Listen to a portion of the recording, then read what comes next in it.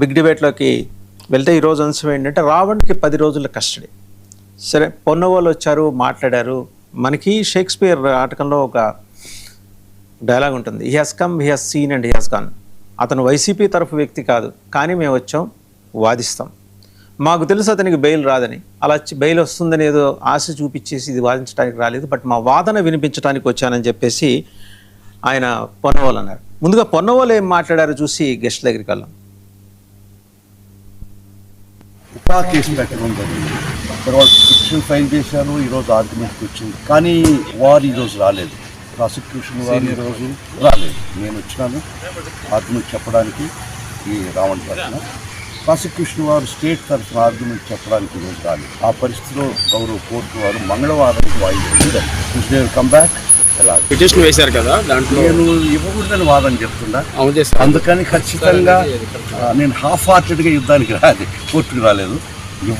ఇవ్వనీయకుండా argument చెప్పడానికే నేను వచ్చాను. కాబట్టి మనం ఇస్తారని చెప్పేటికి వస్తే నేను ధర్మం చేసినట్టు అది కోర్టు వారు నిర్ణయించారు. రావణ్ వైఎస్ఆర్ కాంగ్రెస్ పార్టీకి ఎలాంటి సంబంధం లేదు. వైఎస్ఆర్ కాంగ్రెస్ పార్టీకి రావణ్కి ఏ విధమైనటువంటి సంబంధాలు అయినా కూడా వైఎస్ఆర్ కాంగ్రెస్ పార్టీ పాలసీ ఒకటే, ఈ రాజ్య హింస ఎవరి మీద జరిగినా, ఎప్పుడు జరిగినా, ఎక్కడ జరిగినా ఆ అభాగ్యులు పక్క నిలబడాలా అనే ఒక్క పాలసీని అనుసరించి రావణ్ అనే ఉపా కేసు పెట్టడం. మనతో పాటు మోక ఆనంద్ సాగర్ గారు, టీడీపీ అధికార ప్రతినిధి, మస్తానరావు గారు, పొలిటికల్ అనలిస్ట్, సీనియర్ జర్నలిస్ట్ వారు జాయిన్ అయ్యారు, అండ్ జ్వాలాపురం శ్రీకాంత్ గారు, వైసీపీ అధికార ప్రతినిధి. అందరికీ నమస్తే అండి. టు స్టార్ట్ విత్ మస్తానరావు గారు, రాజ్యహింస ఎక్కడ జరిగినా, ఎప్పుడు జరిగినా వైసీపీ వస్తుంది అంటే వాళ్ళ హయాంలో జరిగిన రాజ్యహింస గురించి ఏమన్నా పొన్నవాళ్ళు గారు మాట్లాడతారా సార్? ఆనంద్ సాగర్ గారికి, శ్రీకాంత్ గారికి, అదే మీరు షేక్స్పియర్ ఉదాహరించారు, సేమ్ అలాగే ఉంది ఇక్కడ. అంటే నేను అనేది ఏంటంటే, ఓకే రాజ్యహింస జరిగినా, ఎక్కడ జరిగినా లీగల్ సహాయం అందిస్తామంటే తప్పలేదు, కానీ అది కొంతమందికి మాత్రమే అన్నప్పుడు ఆల్రెడీ రావణ్ వైఎస్ఆర్ కాంగ్రెస్ పార్టీ చేతిలో ఆయుధం అని ఒక పక్కన పెద్ద ఎత్తున ప్రేరణ అవుతున్నప్పుడు, ప్రచారం జరుగుతున్నప్పుడు, దానికి ఆధార సహితంగా ఉంటున్నప్పుడు, అంటే యాక్చువల్గా కొడాల నాని గారు కొంత రిపేర్ చేద్దాం అనుకున్నారు, కానీ మళ్ళీ అవన్నీ కూడా బెడిసికొట్టాయి. అక్కడ గమన రావణ్ టీంలో ఎవరైతే గమన ఉన్నారో ఆమెని ఎయిర్పోర్ట్లో కొంతమంది వైఎస్ఆర్సీపీ సీనియర్ నేతలు కలపడం, జగన్ గారిని ఆయన ఏదో వాళ్ళు మీకు హెల్ప్ చేస్తారని అక్కడ చెప్పి వెళ్ళిపోవటం. ఆ తర్వాత గమన అనే ఆమె వైఎస్ఆర్సీపీ మొత్తం నాకు మా టీంకి అండగా ఉంటుంది, చాలా థ్యాంక్స్ జగన్ గారికి అందరికీ అని చెప్పేసి చెప్పడం. సో ఆ తర్వాత పొన్నవాళ్ళు గారు వచ్చి ఈ విధమైన న్యాయ సహాయం అందించడం. అదేవిధంగా నేను అఖిలపక్షం జరిగితే ఆధునిక సమాజంలో రావణుడే గెలుస్తాడని చెప్పేసి వైఎస్ఆర్సీపీ సీనియర్ నేత ప్రకటించడం. సో ఇవన్నీ కూడా వైఎస్ఆర్సీపీని తప్పించుకోవడానికి వీల్లేని పరిస్థితులకు నెట్టేశాయి. రావణ్కి సంబంధం లేదని వాళ్ళు ఎంతగా చెప్తున్నప్పటికీ కూడా జరుగుతున్న పరిణామాలన్నీ కూడా వాళ్ళ చేతిలోనే రావణ్ ఉన్నాడు, వాళ్ళ వెనక రావణ్ ఉన్నాడు అంటానికి ప్రత్యర్థులు సోషల్ మీడియాలో ప్రచారం చేయడానికి వీళ్ళే ఆయుధం అందించినట్టు. జగన్ గారిని కలవటం కానీ, అఖిల పక్షంలో వాళ్ళ లీగల్ సెల్ అధ్యక్షుడు ప్లస్ సీనియర్ నేత అంబటి రాంబాబు గారు పాల్గొనటం కానీ, ఇక్కడ పొన్నవాళ్ళు గారు పాల్గొనడం. మీరు ఇందాక చెప్పారు వైఎస్ఆర్సీపీ హయాంలో కూడా, అంటే మరి నిజానికి ఒక కేసును కూడా పోలుస్తాను వాసు గారు. ఇక్కడ రాజద్రోహం అన్నారు కదా, అక్కడ ఉపాయ పెట్టకపోయినప్పటికీ కూడా మీకు రఘురామకృష్ణరాజు గారి మీద కూడా సేమ్ ఇలాంటి సెక్షన్లే ఉన్నాయి అన్ని. ఉపా అనేది ఒక్కటే పెట్టలేదు. రాజద్రోహం, ప్రభుత్వాన్ని కూల్చాలన్న కుట్రలు, అదేవిధంగా సోషల్ మీడియాలో ఆయన రోజు రచ్చబండ పేరుతో మాట్లాడటం, కుట్ర పన్నాడని, లేదంటే కులాలు మతాల మధ్య విద్వేషాలు రెచ్చగొట్టారని అన్నారు. మరి ఇప్పుడు అప్పుడు పొన్నవాళ్ళు గారు ఎందుకు వెళ్ళలేదో నాకైతే తెలియదు. బహుశా ఆయనకి అందలేదేమో, రఘురామకృష్ణరాజు గారికి పాపం లీగల్ ఎయిడ్ అందించారు. ఆయన అప్పుడు అడ్వకేట్ జనరల్ కదండి, అప్పుడు ప్రభుత్వానికి అడ్వకేట్ జనరల్ కదా, ఆయన వ్యక్తిగత హోదాలో వచ్చారు కదండి. ఇప్పుడు కూడా ఏదైనా పక్కన సహాయం చేయొచ్చు. సాధారణంగా అండి మస్తానరావు గారు, ఒక అబ్జర్వేషన్ ఉంటుంది, ఎంతలా యుద్ధాన్ని అయినా సరే మేము బ్రహ్మాండంగా ఎదుర్కొంటున్నాం, మేమే గెలుస్తున్నామని ఓడిపోయేవాడు చివరిదాకా చెప్తాడు. ఇప్పుడు ఈయన మాట్లాడిన దాంట్లో మాకు ఖచ్చిత నమ్మకం ఉంది, ఎలాంటి సందేహం లేదు, ఈ కేసులో మాకేదో బెయిల్ వస్తుందని రాలేదు, ధర్మం కోసం వచ్చాం. ఈ బేల మాటలు ఎందుకు పొన్నవాళ్ళు గారివి? అదే సార్, ఇప్పుడు నేను అనేది ఒకటి చెప్తా. వైఎస్ఆర్సీపీ ఏంటంటే మరి తప్పులు చేస్తా ఉన్నా కూడా వాళ్ళు సరిదిద్దుకోలేకపోవడం ఏంటంటే వాళ్ళు పక్కన ఇతను పవన్ కళ్యాణ్ మీద తోలనాడాడు అన్నప్పుడు ఆ కేసులు పెట్టారు 4 రోజులు, 4 కేసులు పెట్టారు 4 పోలీస్ స్టేషన్లో. తర్వాత ఉపాయాకి పెట్టిన తర్వాత అయినా కూడా అంటే ఆ 4 కేసులు పెట్టిన సందర్భంలో అతని ఫోన్లో దొరికిన ఆధారాల ఆధారంగా గతంలో ఆయన మావోయిస్టులకి లేదంటే మత విద్వేషాలు, రాముణ్ణి, సీతని, ద్రౌపదిని కించపరిచాడు అనేది కానీ, సనాతన ధర్మాన్ని సన్నా డాష్ అని చెప్పేసి అన్నాడని, ఇవన్నీ కూడా తెలిసిన తర్వాత కూడా ఇంకా రామునుండే గెలిపిస్తాం అనేది మాటలు ప్రజల్లో వైఎస్ఆర్సీపీని దూరం చేసే అవకాశాలు ఉంటాయనేది ఒక ప్రమాదాన్ని గమనించలేకపోతున్నారు. నేను వైఎస్ఆర్సీపీని విమర్శించను కానీ ఎందుకో జరుగుతుంది అన్ని కూడా తెలిసి కూడా వాళ్ళు ఓ పక్కన అతను హిందూ మతానికి సంబంధించి పెద్ద ఎత్తున ఆర్ఎస్ఎస్కి వెళ్ళింది, బీజేపీ దృష్టికి వెళ్ళింది. అసలు ఎవరి మతాన్ని వాళ్ళు గొప్పగా చెప్పుకోవడం తప్పులేదు కానీ ఇతర మతాలను కించపరచడం అనేది వద్దనేది రాజ్యాంగం కూడా చెప్తుంది. అలాంటి వ్యక్తి అంత డెలిబరేట్గా మతాలని గురించి మాట్లాడినప్పుడు అది చాలా సున్నితమైన వ్యవహారం కాబట్టి ఆల్రెడీ తెలుగుదేశం పార్టీ బ్రాండ్ కట్టే వైఎస్ఆర్సీపీకి ఒక క్రిస్టియన్ పార్టీ అని లేదంటే హిందూ మతానికి వ్యతిరేక పార్టీ అని బ్రాండ్ కట్టే ప్రయత్నం కల్తీలెడ్డి దగ్గర నుంచి జరుగుతూ ఉంది.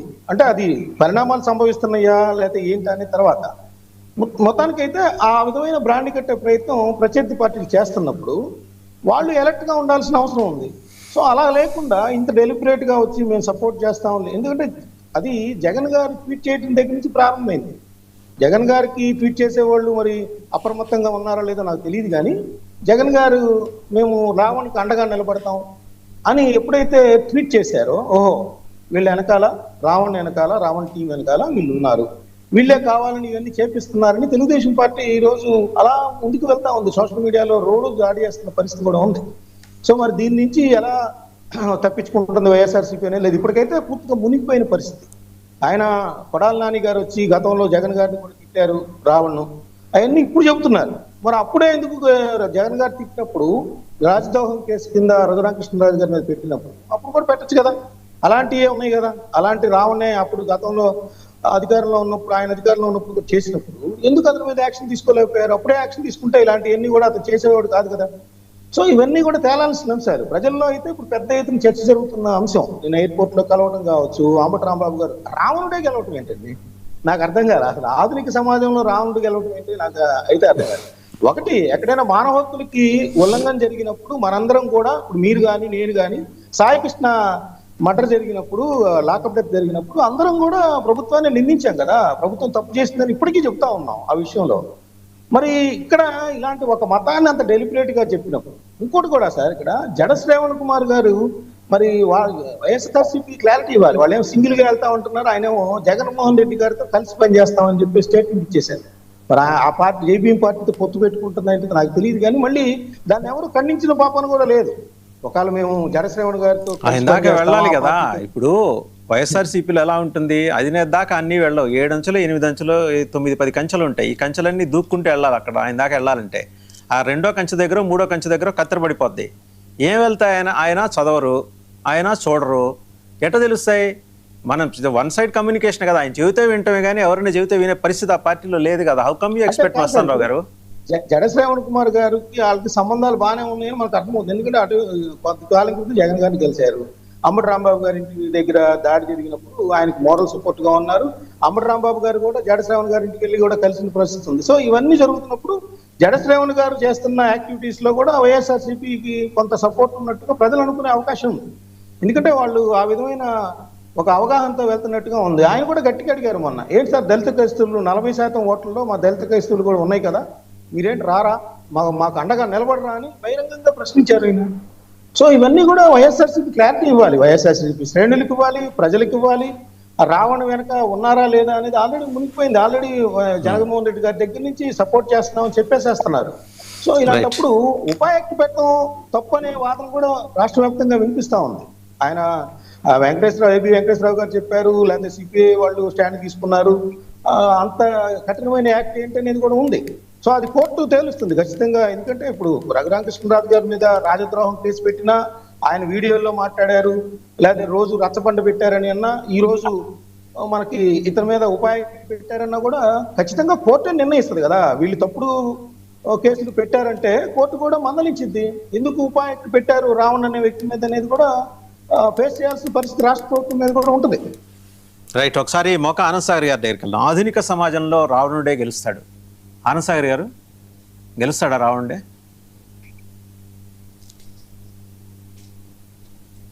ముందుగా మీకు ప్యానల్ ఉన్న పెద్దలందరికీ హృదయపూర్వక నమస్కారం.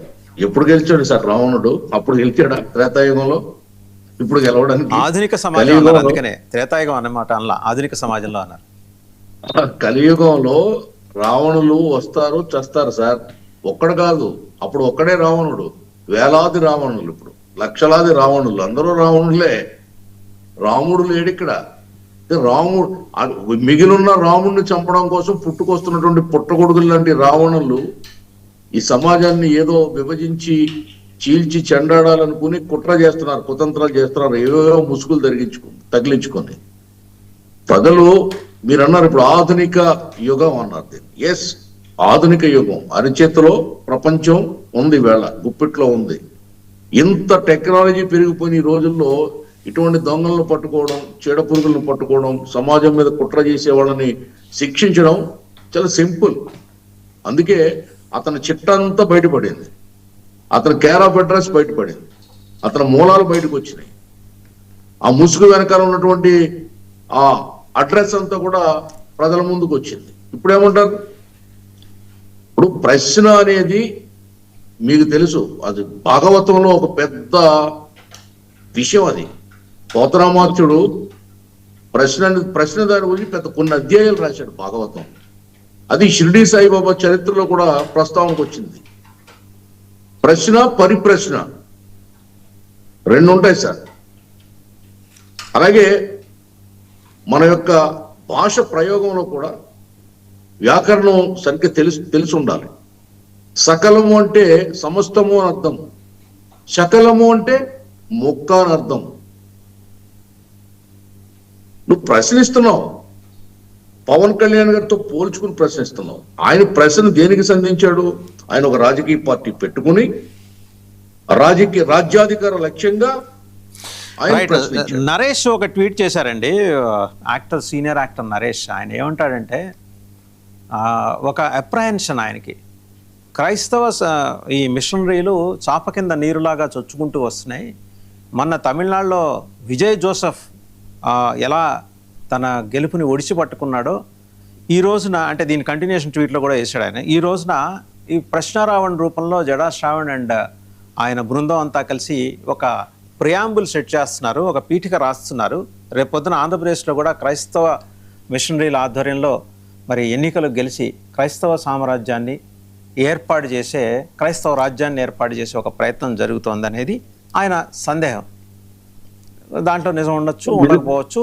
అలాంటి ప్రయత్నాలు జరుగుతున్నాయి, దాని వెనకాల చాలా శక్తులు పనిచేస్తుంటాయి. కారణం ఏంటంటే ఎఫ్సిఆర్ఏ, ఈ ఫారిన్ కంట్రిబ్యూషన్ రెగ్యులేషన్ యాక్ట్ని చాలా బలంగా మనం ఇంప్లిమెంట్ చేస్తున్నప్పుడు అంతర్జాతీయ క్రైస్తవ సమాజం మన మీద మొత్తం కోపం పెట్టేసుకుంది, విపరీతమైన యాంగర్తో. అమెరికన్ కాంగ్రెస్ అయితే పచ్చగడ్డేస్తే బగ్గుమనే రెండు పార్టీలు కలిసిపోయాయి, రిపబ్లికన్ అండ్ డెమోక్రాట్స్. భారతదేశం ఆ చట్టాన్ని ఉపసంహరించుకోవాలని చెప్పి మనం ఉపసంహరించుకునే ప్రయత్నం చేయనప్పుడు ఇలా వేరేతర రూపాల్లో వస్తాయి ఈ ఉద్యమాల రూపంలో. వాళ్ళకి జడా శ్రావణ్ ఒక వెపన్ కావచ్చు, రావణ్ ఒక వెపన్ కావచ్చు, రావణ్ జోసెఫ్ చౌదరి ఒక వెపన్ కావచ్చు. సో రకరకాలు, అంటే చాలా డీప్గా ఆలోచన చేసి ఆయన చెప్పాడు. ఎనీహౌ ప్రశ్న రావణ్ అనేది ఒక వార్నింగ్, ప్రశ్న రావణ్ ఎపిసోడ్ అనేది ఒక వార్నింగ్ అన్నాడు నరేష్ గారు. ఆయన ఇంతకుముందు బీజేపీలో ఉన్నారు, ప్రస్తుతం ఎక్కడ లేరు. బట్ ఆయన ఐడియాలజీని ఆయన జస్ట్ పోస్ట్ చేస్తే సోషల్ మీడియాలో దీని మీద పెద్ద చర్చ జరుగుతుంది. అదొక అంశం. రెండో అంశం, మీరు రాముడి మీద అభ్యంతరకర వ్యాఖ్యలు చేశాడు, 4 కేసులు పెట్టారు, 4 కేసుల్లో బెయిల్ వచ్చింది. అతను బయటకు రాకూడదని ఉపా చట్టం పెట్టడం ఏంటంటే, రేపు పొద్దున సామాన్యుడి మీద ఉపా చట్టం ప్రయోగిస్తే ఆడు వాయిస్ కూడా బయటకు రాదు. అట్లీస్ట్ ప్రశ్న రావడం వెనకాల జడా శ్రావణ్ ఉన్నాడు, లేకపోతే క్రైస్తవ సమాజం ఉంది. సామాన్యుల వెనకాల ఎవరుంటారండి? ఆనంద్ సాగర్ గారు, మీ ప్రభుత్వం ఇలా చేయడం సబబేనా? ఇప్పుడు ఎవరైతే ఈ జోసెఫ్ ఉన్నాడో, అలియాస్ రావణ ప్రశ్న ఉన్నాడో, బచ్చలపుర జోసెఫ్, ఇతను సామాన్యుడే సార్. ఒక ప్రభుత్వాన్ని కూల్చడానికి కుట్రలో భాగమైనటువంటి వ్యక్తి సామాన్యుడా? ఒక మతం ముసుగేసుకుని ఇంకొక మతాన్ని దుమ్మెత్తు పోస్తూ మతపరమైనటువంటి సమావేశాల్లో విమర్శలు గుప్పిస్తున్నటువంటి వ్యక్తి సామాన్యుడా, కోట్లాది రూపాయలకు కక్కుర్తుబడి సమాజం మీద విషం చిమ్ముతున్నటువంటి ఈ ప్రశ్న రావణుడు సామాన్యుడా? ఇటువంటి సామాన్యుడిని మీ భాషలో చెప్పారంటే అతనే సామాన్యుడిని వదిలేస్తే సభ్య సమాజం ఏమైపోవాలి? అనలేదండి, అతని వెనకాల సమాజం ఉంది. అదే ఒక సామాన్యుడికి పరిస్థితి ఎదురైతే వాడికి దిక్కు మొక్కు ఎవరు అడుగుతున్నా? మీరు నాకేసిన ప్రశ్న ఎస్ కరెక్ట్. మా సమాజం ఇప్పుడు అతని సామాన్యుడిలాగా చూడట్లేదు, సమాజానికి చిచ్చు పెట్టే ఒక చీడ పురుగులాగా చూస్తుంది. అతను మాట్లాడినటువంటి సందర్భం కానీ వెళ్ళినటువంటి సందర్భం కానీ రాజకీయాలకు ఏమాత్రం పొసగనటువంటి ఒక వేదిక మీద రాజకీయపరమైనటువంటి మాటలు మాట్లాడుతున్నాడంటే, విమర్శలు చేస్తా ఉన్నాడంటే ఎవరి లక్ష్యం అది? ఇతని లక్ష్యం కాదు, ఇతనికి డబ్బు ఇచ్చే వాళ్ళ లక్ష్యం, ఇతని వెనకాల ఉన్న వాళ్ళ లక్ష్యం. ఇటువంటి వాళ్ళని మా జిల్లాలో కూడా ఒక లేడీని తయారు చేశారు. మీ దృష్టికి వచ్చిందో లేదో నాకు తెలియదు, తెలుసు. ఎంతమందిని తయారు చేస్తున్నారు ఇలాగ? వీళ్ళు సామాన్యులు అంటున్నారు, దళితులు ఉంటారు, లేకపోతే దళిత కార్డు అంటున్నారు. ఇక్కడ మా జిల్లాలో ఇప్పుడు కొత్తగా వచ్చినటువంటి వ్యక్తి వాళ్ళకి వాళ్ళ ఇబ్బందుల్లో కేసులు పెడితే దళిత కార్డు బయటికి తీస్తారు, లేకపోతే మతం కార్డు బయటికి తీస్తారు. రాజకీయం అనేది వాళ్ళ కేర్ ఆఫ్ అడ్రస్, వాళ్ళ పార్టీ అది. జగన్మోహన్ రెడ్డి కనుసన్నల్లో వైసీపీ డైరెక్షన్ లో. సరే, ఆ అంశం పక్కన పెట్టండి, ఉపా మీద మాట్లాడండి. ఉపా మీద మీ స్టాండ్ ఏంటి? ఉగ్రవాద సరే, ఎవరైనా కొంతకాలం చూస్తారు దేనికైనా. ఇతనేదో 4 కేసులు పెడితే బెయిల్ వచ్చిందని సంబరపడిపోయాడు. ఇటువంటి వ్యక్తులు మరి ఈ లోపల తన ఫోన్ నుంచి దొరికినటువంటి ఆధారాలు దానికి ఏం చెప్తారు? ఎటువంటి సెక్షన్లు పెట్టమంటారు? ఆ ఫోన్ చెప్పిన సాక్ష్యానికి చట్టం ఏ చర్య తీసుకోవాలో చెప్పమనండి, ఏ చట్టం ఏ సెక్షన్ పెట్టాలో చెప్పమనండి. తప్పదు కదా. ఆదిలోనే తుంచకపోతే ఇటువంటి శక్తులు పేటరేగిపోయి రాష్ట్రం ఏమన్నా ఉంటుందండి? ఇప్పుడిప్పుడే కోరుకుంటున్నటువంటి రాష్ట్రం, ఇప్పుడిప్పుడే నడక నేర్చుతున్నటువంటి రాష్ట్రం ఏమైపోవాలి? ఎక్కడికి పోతుంది? ఎక్కడ పోవాలి రాష్ట్రం? సో రాష్ట్రం సవ్యంగా నడవాలంటే ఉపా కేసులు పెట్టాలంటారు. ఉపా కేసులు పెట్టమని నేను చెప్పట్లేదండి. ఇటువంటి వ్యక్తులు ఉపేక్షించొద్దు. ఉపా కంటే బలమైన సెక్షన్లు పెట్టాలని నేను డిమాండ్ చేస్తాను. రైట్. తక్షణ చర్యలు తీసుకునే చట్టం కావాలి ఇటువంటి వ్యక్తుల మీద. దుష్ట శక్తిని పెరగనిస్తే, ఉపేక్షిస్తే సమాజానికి చాలా ప్రమాదం. ప్రమాదాన్ని మనం కొని తెచ్చుకోవాలా? మనకు మనమే ప్రమాదాన్ని ఎత్తి మీద పెట్టుకోవాలా? ప్రశ్న అడగమంటారా మిమ్మల్ని మోకా ఆనంద్ సాగర్ గారు? ఇప్పుడు దిల్సుఖ్ నగర్ బాంబు పేలుళ్ల కేసులో 7 అరెస్ట్ అయ్యారు. దాని మీద బ్రహ్మాండమైన విచారణ జరిగింది. ఎన్ఐఏ కోర్టు చేసింది, ఆంధ్రప్రదేశ్ హైకోర్టు చేసింది. వాళ్ళకి మరణశిక్ష చేస్తే ప్రస్తుతం వాళ్ళు ఢిల్లీలో జైల్లో ఉండి వాళ్ళు అప్పీల్ చేసుకున్నారు. సుప్రీంకోర్టుకి అప్పీల్ చేసుకుని స్పెషల్ లీవ్ పిటిషన్ వేస్తే వాళ్ళ మరణశిక్షను వాయిదా వేసింది.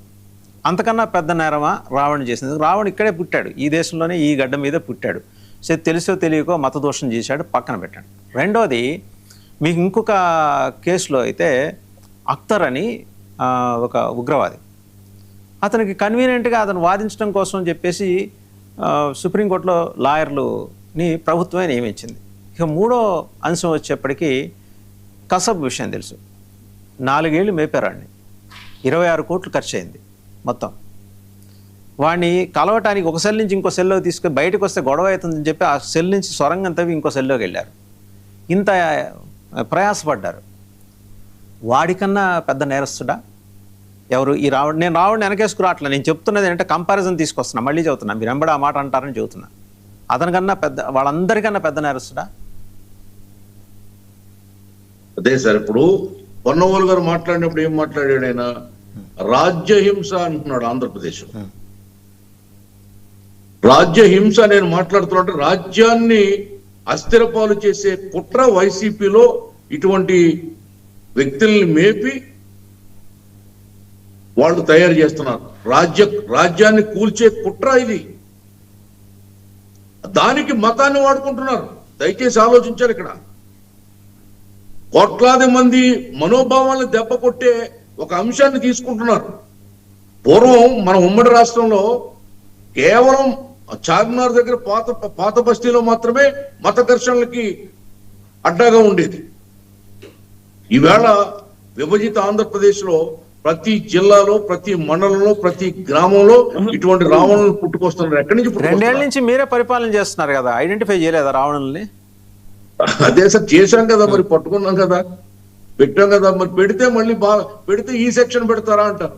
ఏ సెక్షన్ పెట్టాలో చెప్పమంటున్నాం మేము. అతను పెట్టండి, చేసిన అనుగుణమైన సెక్షన్లు బోల్డన్ని ఉన్నాయి. ఏబి వెంకటేశ్వర గారు మాట్లాడింది మీరు వినే ఉంటారు. ఉపా చట్టం ఇతనికి వర్తించదు అని అన్నారు.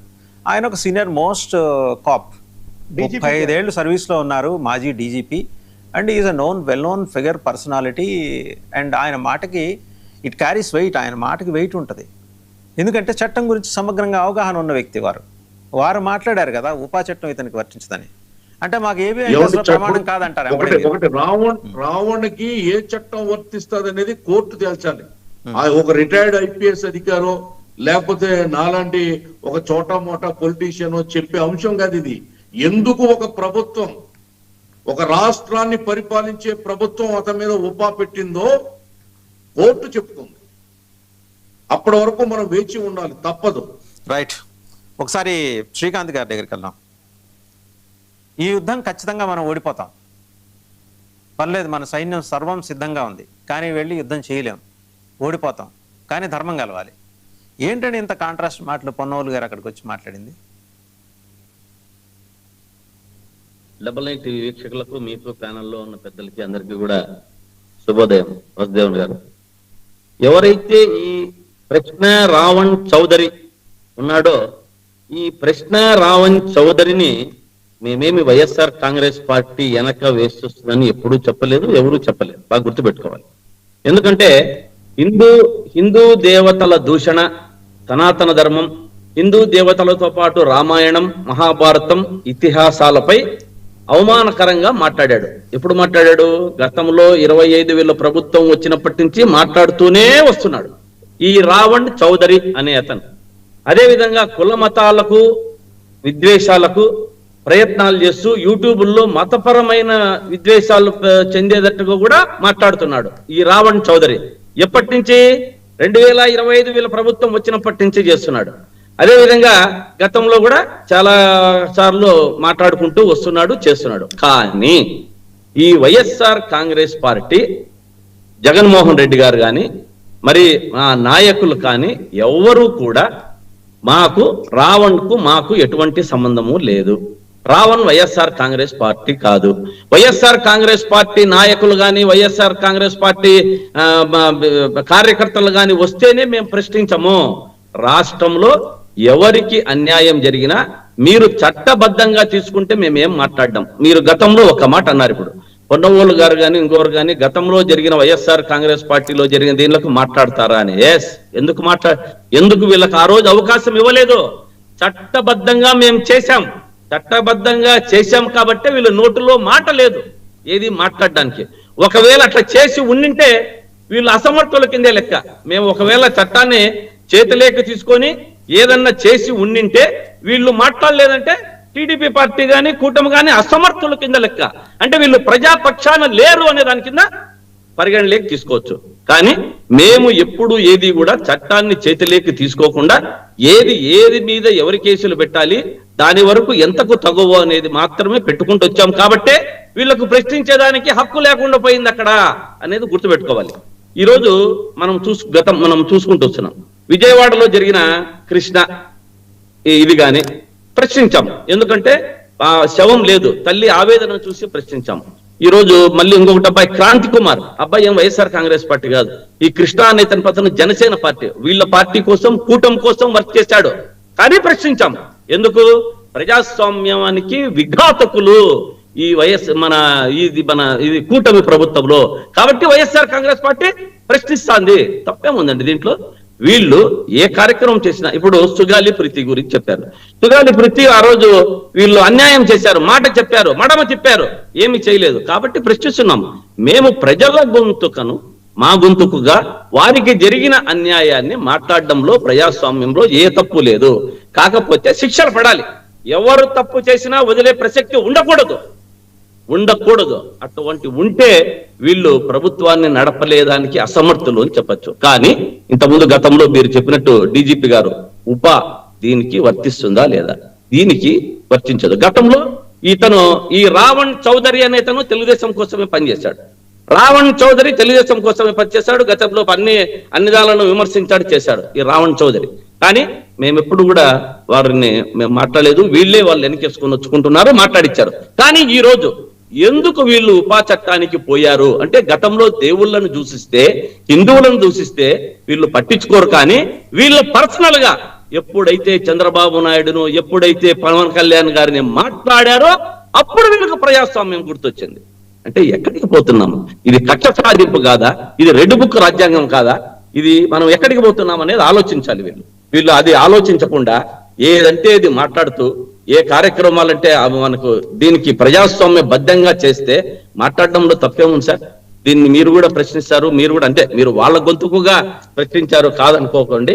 కానీ చట్టాలను చేతిలోకి తీసుకొని వీరు హింసిస్తూ ఉంటే వైఎస్ఆర్ కాంగ్రెస్ పార్టీ గాని, వైఎస్ఆర్ ముఖ్యమంత్రి జగన్మోహన్ రెడ్డి గారు గాని, మా నాయకులు గాని ఎవరైనా ఊరికే ఉండరు.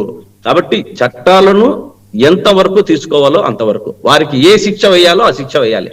కానీ మిమ్మల్ని మాట్లాడితే ఒకటి, దేవుళ్ళను మాట్లాడితే పట్టించుకోరా అంటే ఏం సార్ ఇది? ఏం న్యాయం ఇది?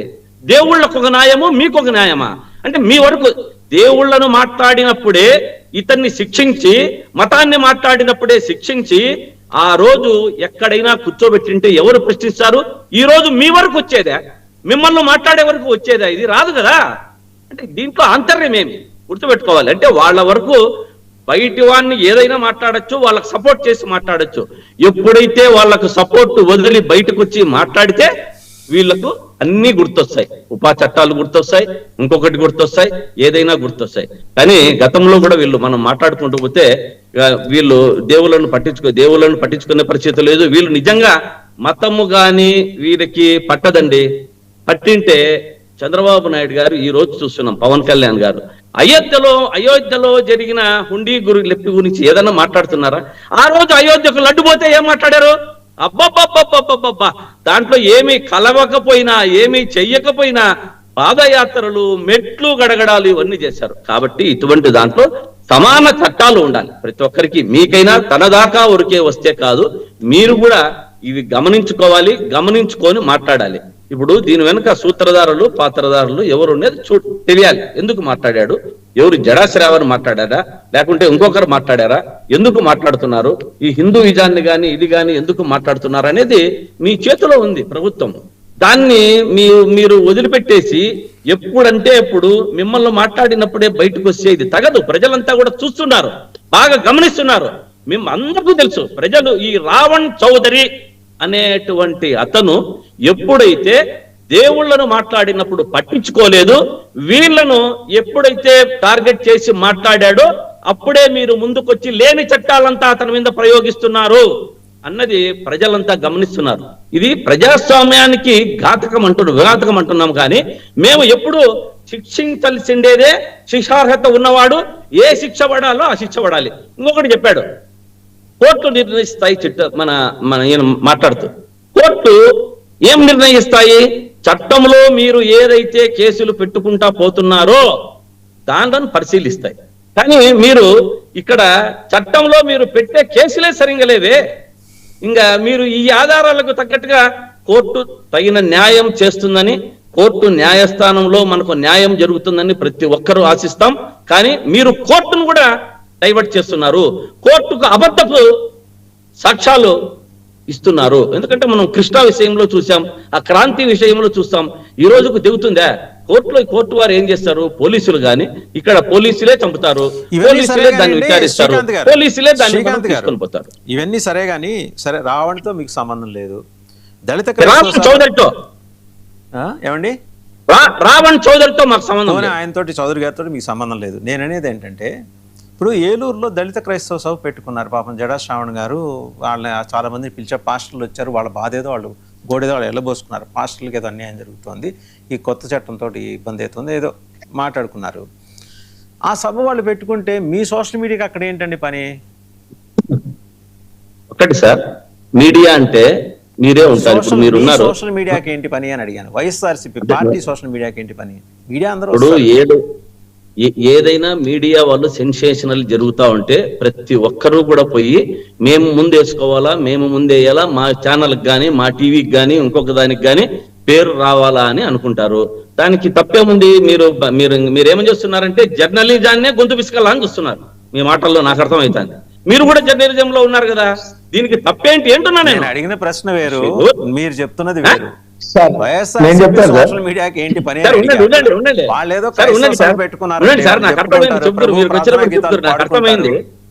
నివేదించుకుంటారు, మధ్యలో మీరు కూడా వెళ్ళి నివేదన చేయాల్సింది ఏంటి అంటున్నా. సోషల్ మీడియా, నేననేది మీడియా అందరూ వచ్చారు, ఏది జడా శ్రావణ్ గారి సభకు అందరూ వచ్చారు. అచ్చంగా ఏంటంటే మీరు వెనకాలండి ఆర్గనైజ్ చేశారనే ఒక అభియోగం మీ మీద మోపినప్పుడు కనీసం ఆ ఎవిడెన్స్ లేకుండానే చేసుకోవాలిగా. అక్కడ దొరికిపోయారు, వాళ్ళందరూ కనబడ్డారు. అదే ఉండండి చెప్తా. మీరు అడిగిన ప్రశ్నకు మీ నోట్లో నుంచే రావాలని నేను చేశాను.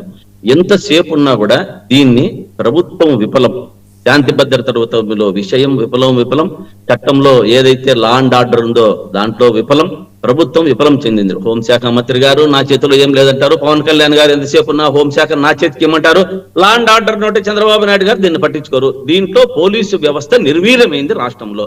ఇప్పుడు దీనికి ఏం చేయాలి? ఏదో ఒకటి డైవర్షన్ పాలిటిక్స్. మీరు అన్నారు కదా ఇంతకుముందు, ఎందుకు మీరు ప్రోత్సహిస్తున్నారు? మేము ఒక్కటే చెప్తున్నాం, మేము వైఎస్ఆర్ కాంగ్రెస్ పార్టీ ఎటువంటి పరిస్థితుల్లోనూ సంఘ విద్రోహ శక్తులను ప్రోత్సహించదు.